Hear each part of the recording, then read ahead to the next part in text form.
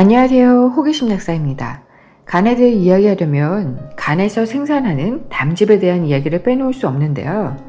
담즙은 단순히 지방 소화뿐만 아니라 너무나 다양한 역할을 하기 때문에 담즙이 제대로 배출되는 것은 정말 중요합니다. 그래서 담즙이 어떤 역할을 하고 담즙 배출이 잘 이루어지지 않았을 때 어떤 문제가 생기는지 말씀드려 볼게요. 1. HPA축과 긴밀한 관계를 가지고 있습니다.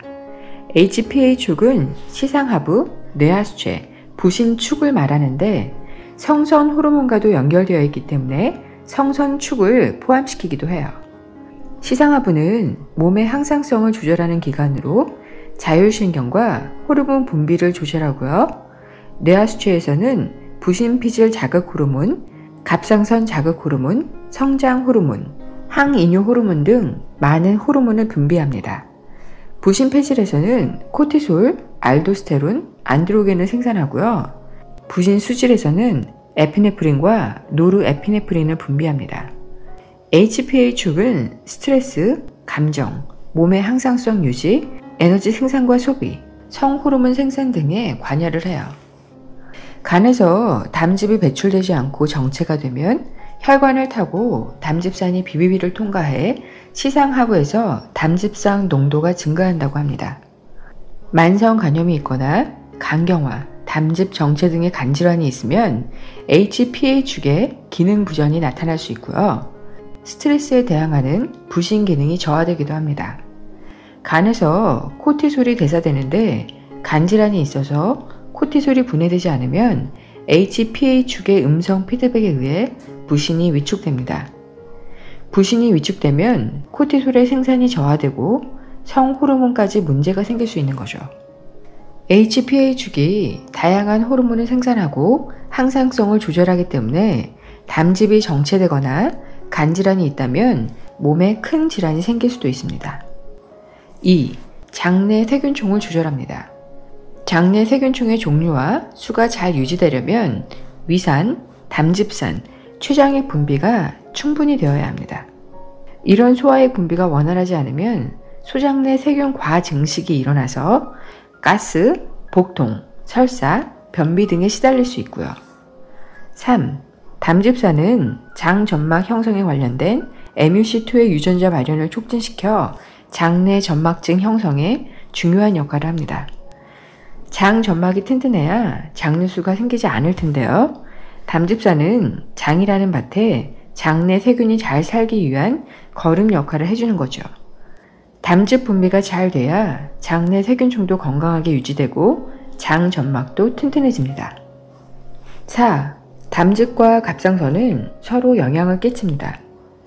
담즙산은 활성형 갑상선 호르몬인 T3를 증가시킴으로써 에너지 생산도 하고 포도당 이용도 증가시킵니다.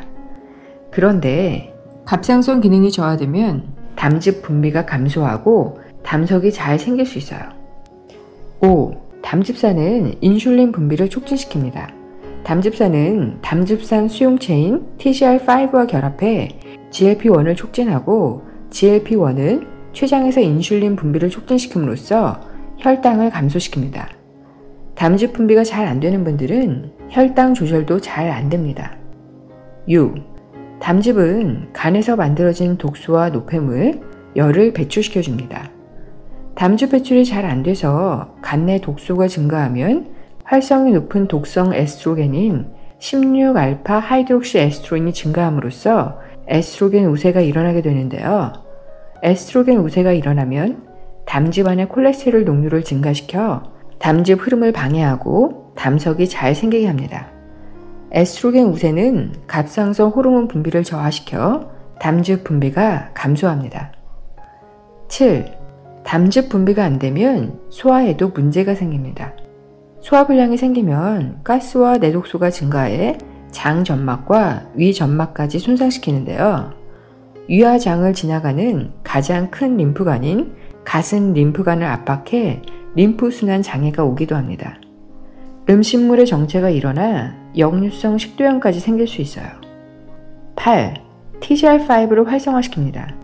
담즙산 수용체인 TGR5는 다양한 역할을 하는데요. 담즙산에 의해 활성화되어 NF-kappaB의 신호 전달을 막음으로써 위 염증을 억제하기도 해요. 담즙산 분비가 잘 되면 위염이 잘 생기지 않을 수도 있다는 말입니다. 또 TGR5가 담즙산에 의해 활성화되면 갈색 지방을 태워 열을 생산하고 지방을 대사함으로써 비만을 억제하기도 합니다.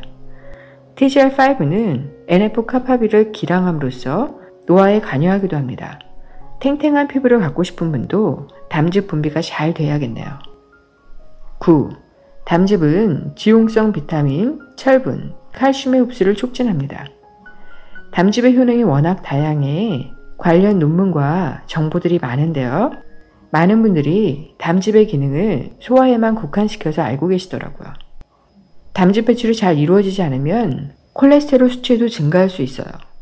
담즙은 간열을 빼주는 주요 통로가 되기도 합니다. 담즙의 기능에 대해 할 말이 너무 많지만 자세히 말하면 너무 전문적이고 딱딱하게 될 것 같아 최대한 간단하게 말씀드렸습니다. 위와 장, 당뇨, 비만, 소화, 스트레스, 갑상선, 자궁, 유방 등 정말 다양한 영향을 끼치고 있어요. 이런 것들이 좋아지려면 담즙 분비부터 잘 돼야 하는 것은 당연합니다. 특히 담즙이 HPA-축에 영향을 끼친다는 논문이 쏟아져 나오는데요. HPA-축은 몸의 항상성뿐만 아니라 신경 내분비계를 주관하고요. 기분, 스트레스, 불안증, 공황장애, 에너지 대사 등과도 관련이 있어요. 요즘 불안증이나 공황장애 많잖아요. 이런 분들 중 상당수가 담즙 분비가 안 되고 간열이 넘치는 분들입니다. 스트레스 많고 짜증이 많이 나시는 분들은 항상 간열과 담즙 분비가 잘 되는지부터 체크해 보셔야 해요. 담석이 있다고 해서 의사분들이 권하는 대로 별 생각도 안 하고 담낭을 절제하는 분들이 계신데 담낭은 엄청 중요한 기관입니다. 담낭이 없으면 담즙을 효율적으로 이용할 수가 없습니다. 담석이 있고 담석통이 있다고 해도 좋아질 수 있고요. 간을 잘 관리하고 간열을 빼서 담즙을 잘 나오게 할 수 있습니다. 약이나 절제가 답이 아닙니다. 원인은 다른 곳에 있는데 약을 드셔서 증상을 억제한다고 건강해질 수는 없습니다. 내 몸은 항상성이 망가지고 음양의 균형이 안 맞으면 꾸준히 신호를 보내고요. 그 신호를 무시했을 때 해결하기 힘든 큰 질환으로 이어집니다. 내 몸에 신호가 오면 뭐가 원인인지 반드시 체크하시고 건강에 소홀하지 마세요. 건강하지 않으면 행운도 행복도 없습니다. 항상 건강하시고 행복하세요. 시청해주셔서 감사합니다.